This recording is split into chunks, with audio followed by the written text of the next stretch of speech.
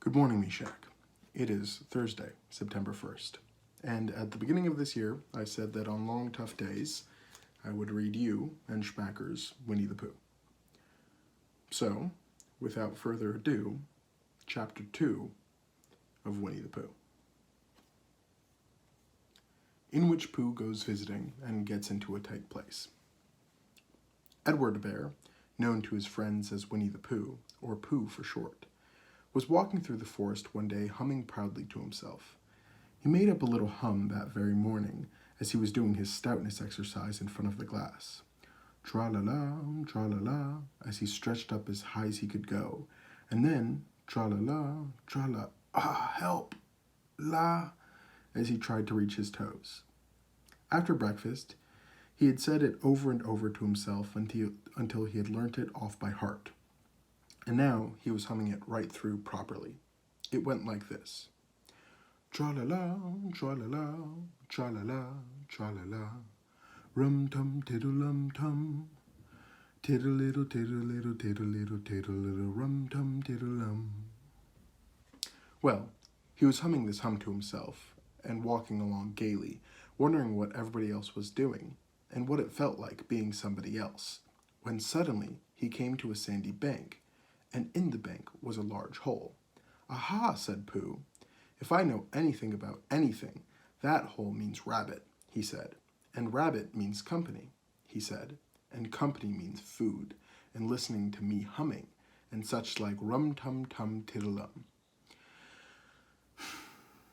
So he bent down, put his head into the hole, and called out, "Is anybody at home?" There was a sudden scuffling noise from inside the hole, and then silence. What I said was, "Is anybody at home?" called out Pooh very loudly.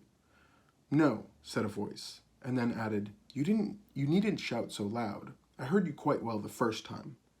"Bother," said Pooh. "Isn't there anybody here at all?" "Nobody."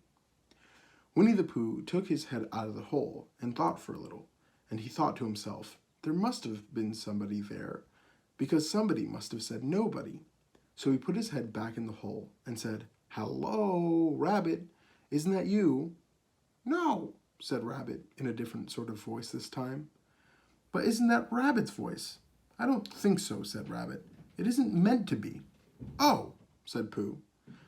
He took his head out of the hole and had another think, and then he put it back and said, "Well, could you very kindly tell me where Rabbit is?" "He has gone to see his friend Pooh Bear, who is a great friend of his." "But this is me," said Bear, very much surprised. "What sort of me?" "Pooh Bear." "Are you sure?" said Rabbit, still more surprised. Quite sure," said Pooh. "Oh, well then, come in." So Pooh pushed and pushed his way through the hole, and at last he got in. "You are quite right," said Rabbit, looking at him all over. "It is you. Glad to see you." "Who did you think it was?" "Well, I wasn't sure. You know how it is in the forest. One can't have anybody coming in one's house. One has to be careful. What about a mouthful of something?" Pooh always liked a little something at 11 o'clock in the morning, and he was very glad to see Rabbit getting out the plates and mugs. And when Rabbit said, "Honey or condensed milk with your bread," he was so excited that he said, "Both." And then, so as not to seem greedy, he added, "But don't bother about the bread, please." And for a long time after that, he said nothing, until at last, humming to himself in a rather sticky voice, he got up, shook Rabbit lovingly by the paw, and said that he must be going on. "Must you?" said Rabbit politely. "Well," said Pooh, "I could stay a little longer, if you," and he tried very hard to look in the direction of the larder. "As a matter of fact," said Rabbit, "I was going out myself directly." "Oh, well then, I'll be going on. Goodbye." "Well, goodbye, if you're sure you won't have any more." "Is there any more?" said Pooh quickly. Rabbit took the covers off the dishes and said, "No, there wasn't." "I thought not," said Pooh, nodding to himself. "Well, goodbye, I must be going on." So he started to climb out of the hole. He pulled with his front paws and pushed with his back paws, and in a little while his nose was out in the open again, and then his ears, and then his front paws, and then his shoulders, and then... "Oh, help!" said Pooh. "I'd better go back." "Oh, bother," said Pooh. "I shall have to go on."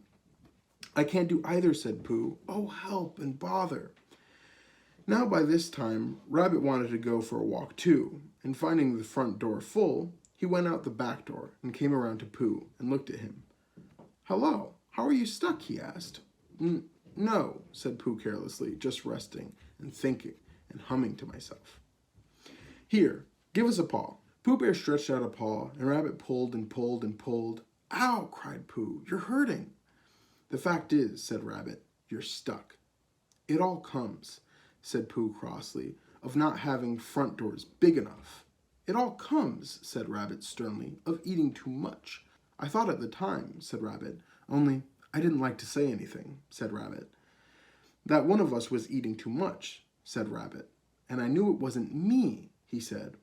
Well, well, I shall go and fetch Christopher Robin."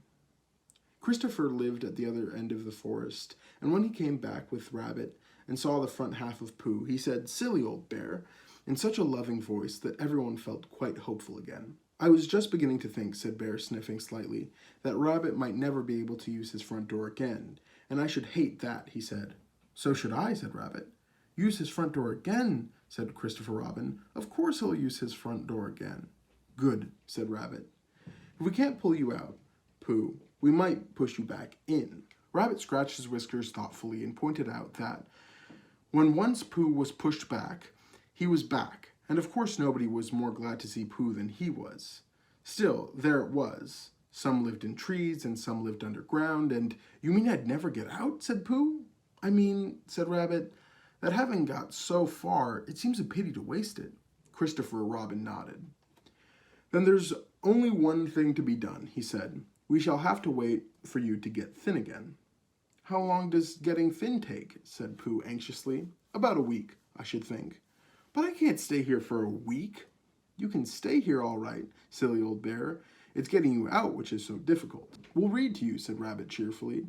"And I hope it won't snow," he added. "And I say, old fellow, you're taking up a good deal of room in my house. Do you mind if I use your back legs as a towel horse? Because, I mean, they are doing nothing, and it would be very convenient just to hang the towels on them." "A week," said Pooh gloomily. "What about meals?" "I'm afraid no meals," said Christopher Robin, "because of getting thin quicker, but we will read to you." Bear began to sigh, and then found he couldn't, because he was so tightly stuck, and a tear rolled down his eye, and he said, "Then would you read a sustaining book, such as would help and comfort a wedged bear in great tightness?" So for a week, Christopher Robin read that sort of book at the north end of Pooh, and Rabbit hung his washing on the south end, and in between, Bear felt himself getting slenderer and slenderer, and at the end of the week, Christopher Robin said, "Now!"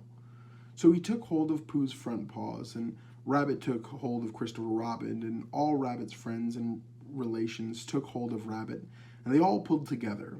And for a long time, Pooh said only "ow" and "oh," and then all of a sudden he said "pop," just as if a cork was coming out of a bottle.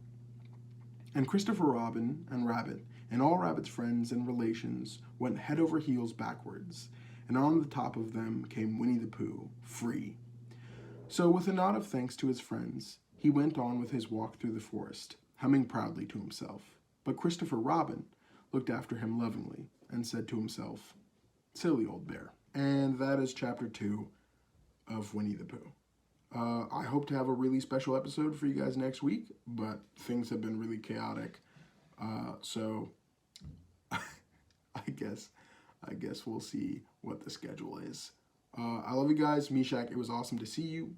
Don't forget to do all the things.